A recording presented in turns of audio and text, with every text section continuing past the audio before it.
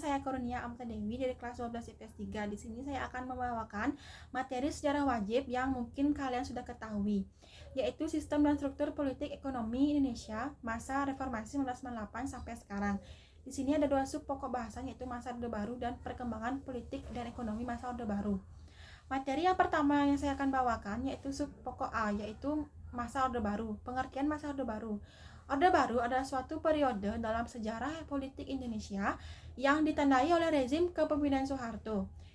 Diperkenalkan setelah kekacauan politik yang dipicu oleh gerakan 30 SPKI.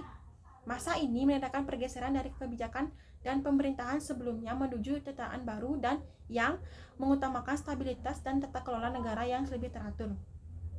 Selanjutnya ada tujuan dan kebijakan pemerintahan Orde Baru. Tujuan utama Orde Baru adalah menciptakan stabilitas politik, ekonomi, dan sosial di Indonesia setelah periode krisis yang melanda. Langkah-langkah yang diambil termasuk menghilangkan ancaman komunisme, memperkuat nilai-nilai Pancasila, dan memulihkan ketertiban sosial serta ekonomi negara.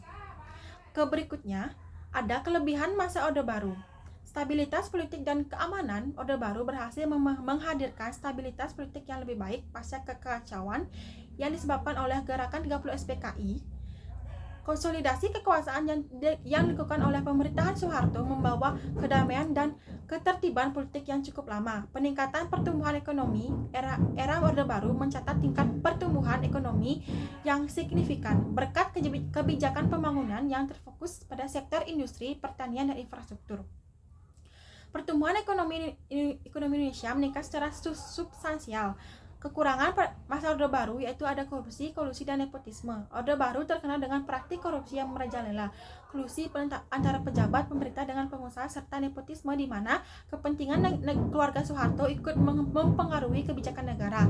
Kesenjangan sosial ekonomi. Meskipun ada pertumbuhan ekonomi yang signifikan, Orde Baru gagal mengurangi kesenjangan sosial ekonomi antara kelas atas dan bawah. Kesenjangan antara kota dan desa juga semakin terasa. Selanjutnya, subpokok B yang akan saya jelaskan yaitu perkembangan politik dan ekonomi pada masa Orde Baru. Politik yang dikeluarkan pemerintah Orde Baru yaitu terbagi menjadi dua, yaitu kebijakan politik dalam negeri dan luar negeri. Masing-masing kebijakan tentunya dikeluarkan berdasarkan kebutuhan negara. Kebijakan politik dalam negeri yang pertama, pelaksanaan pemilu 1971. Yang kedua, penyederhanaan partai politik menjadi dua partai, yaitu satu golongan karya. Yang ketiga, difungsi ABRI. Difungsi ABRI adalah peran ganda ABRI sebagai kekuatan pertahanan keamanan dan sebagai kekuatan sosial politik. Yang keempat, pedoman penghayatan dan pengamalan Pancasila atau P4. Pedoman penghayatan dan pengamalan Pancasila atau P4 atau Eka Prasetya Pancakarsa bertujuan untuk memberikan pemahaman kepada seluruh lapisan masyarakat mengenai Pancasila. Berikutnya ada kebijakan politik luar negeri Indonesia, antara lain yang pertama, Indonesia kembali menjadi anggota PBB pada saat Indonesia keluar dari PBB tanggal 7 Agustus 1965.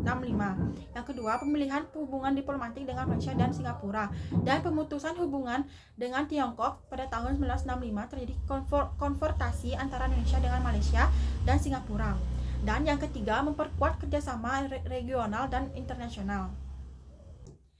Yang selanjutnya ada perkembangan ekonomi pada masa Orde Baru. Pemerintahan Orde Baru mempunyai slogan yang mengungkapkan fokus utama mereka dalam memperlakukan kebijakan ekonomi, yakni trilogi pembangunan. Pertumbuhan ekonomi yang lumayan tinggi. Beberapa kebijakan ekonomi yang diterapkan pada masa Orde Baru ialah Rencana Pembangunan 5 Tahun atau Repelita pada April 1969. Pemerintahan merancang Rencana Pembangunan 5 Tahun Repelita dengan tujuan untuk meningkatkan sarana dalam ekonomi, kegiatan ekonomi, dan kebutuhan sandang serta pangan. Repelita pertama pada tanggal 1 April 1969 sampai 31 Maret 1974. Sasaran utama yang akan diraih adalah pangan, sandang, papan, peluasan lapangan kerja, dan kesejahteraan rohani. Pertumbuhan ekonomi berhasil naik sebesar 3 hingga 5,7%, sementara tingkat inflasi menurun menjadi 47,8%. Repelita kedua pada tanggal 1 April 1974 sampai 31 Maret 1979 mengutamakan sektor pertanian dan industri yang mengolah bahan mentah menjadi bahan baku. Repelita ketiga pada tanggal 1 April 1979 sampai 31 Maret 1984 Repelita bertiga mendasarkan pada teknologi pembangunan dengan memusatkan pada asas pemerataan. Repelita keempat pada 1 April 1984 sampai 31 Maret 1989 memusatkan pada sektor pertanian ke arah swasembada pangan dengan meningkatkan industri yang bisa menghasilkan mesin sendiri. Repelita kelima pada tanggal 1 April 1989 sampai 31 Maret 1994 memfokuskan pada sektor pertanian untuk meningkatkan swasembada pangan, meningkatkan produksi pertanian, menyerap tenaga kerja, dan cakap menghasilkan mesin-mesin sendiri.